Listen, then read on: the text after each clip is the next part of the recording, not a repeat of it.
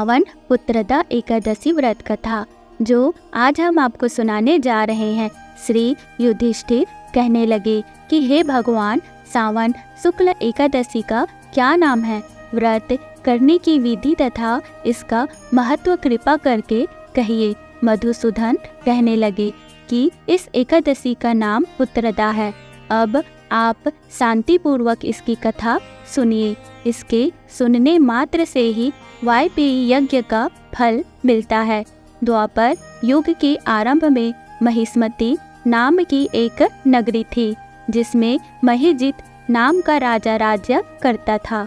लेकिन पुत्रहीन होने के कारण राजा को राज्य सुखदायक नहीं लगता था। उसका मानना था कि जिसके संतान न हो उसके लिए यह लोक और परलोक दोनों ही दुखदायक होते हैं। पुत्र सुख की प्राप्ति के लिए राजा ने अनेक उपाय किए, परंतु राजा को पुत्र की प्राप्ति नहीं हुई। वृद्धावस्था आती देखकर राजा ने प्रजा के प्रतिनिधियों को बुलाया और कहा, हे प्रजाजनों, मेरे खजाने में अन्याय से उपार्जन किया हुआ धन नहीं है। ना मैंने कभी देवताओं तथा ब्राह्मणों का धन छीना है। किसी दूसरे की धरोहर भी नहीं ली मैंने। प्रजा को पुत्र के समान पालता रहा। मैं अपराधियों को पुत्र तथा बांधवों की तरह दंड देता रहा। कभी किसी से घृणा नहीं की। सबको समान माना है। सज्जनों की सदा पूजा करता हूँ। इस प्रकार धर्मयुक्त राज्य करते हुए भी मेरे पुत्र नहीं है, सो मैं अत्यंत दुख पा रहा हूँ। इसका क्या कारण है? राजा महिजित की इस बात को विचारने के लिए मंत्री तथा प्रजा के प्रतिनिधि वन को गए। वहाँ बड़े बड़े ऋषि मुनियों के दर्शन किए। राजा की उत्तम कामना की पूर्ति के लिए किसी श्रेष्ठ तपस्वी मुनि को देखते फिरते रहे।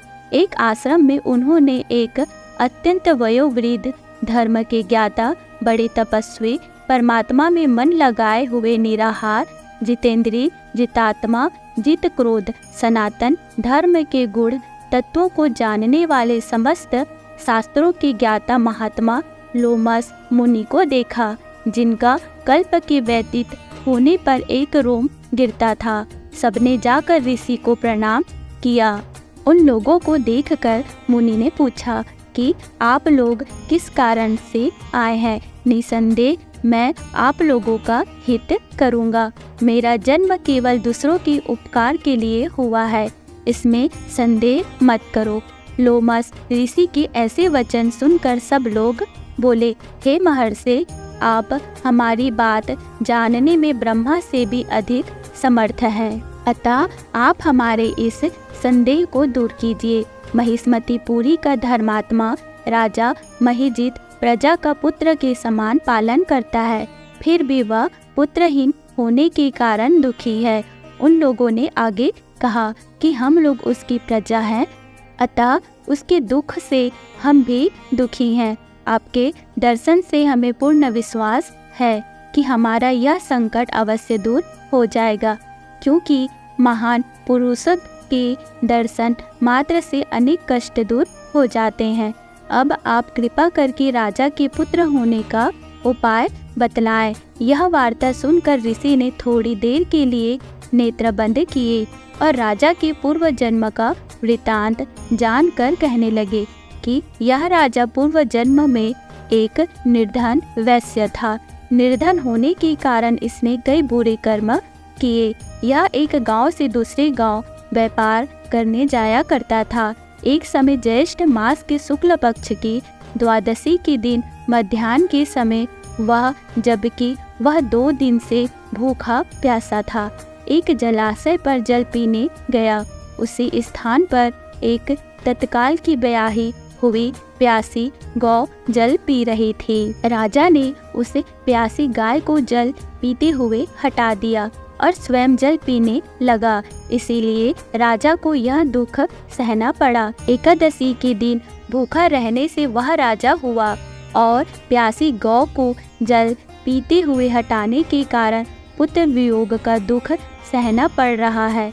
ऐसा सुनकर सब लोग कहने लगे कि हे ऋषि, शास्त्रों में पापों का प्रायश्चित भी लिखा है, अतः जिस प्रकार राजा का यह पाप नष्ट हो जाए, आप ऐसा उपाय बताइए। लोमस मुनि कहने लगे कि श्रावण शुक्ल पक्ष की एकादशी को, जिसे पुत्रदा एकादशी भी कहते हैं, तुम सब लोग व्रत करो और रात्रि को जागरण करो, तो इससे राजा का यह पूर्व जन्म का पाप अवश्य नष्ट हो जाएगा, साथ ही राजा को पुत्र की अवश्य प्राप्ति होगी। लोमस ऋषि के ऐसे वचन सुनकर मंत्रियों सहित सारी प्रजा नगर को वापस लौट आई, और जब श्रावण शुक्ल एकादशी आई तो ऋषि की आज्ञानुसार सबने पुत्रदा एकादशी का व्रत और जागरण किया। इसके पश्चात द्वादशी के दिन इसके पुण्य का फल राजा को दिया गया। उस पुण्य के प्रभाव से रानी ने गर्भ धारण किया और प्रसव काल समाप्त होने पर उसको एक बड़ा तेजस्वी पुत्र उत्पन्न हुआ। इसलिए हे राजन, इस श्रावण शुक्ल एकादशी का नाम पुत्रदा पड़ा। अतः संतान सुख की इच्छा हासिल करने वाले इस व्रत को अवश्य करें।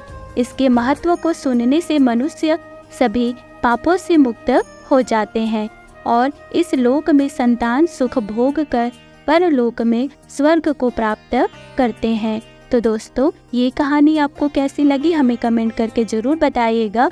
वीडियो को लाइक, चैनल को सब्सक्राइब जरूर कीजिएगा। मिलते हैं नेक्स्ट वीडियो में। Okay, bye bye, take care, thank you.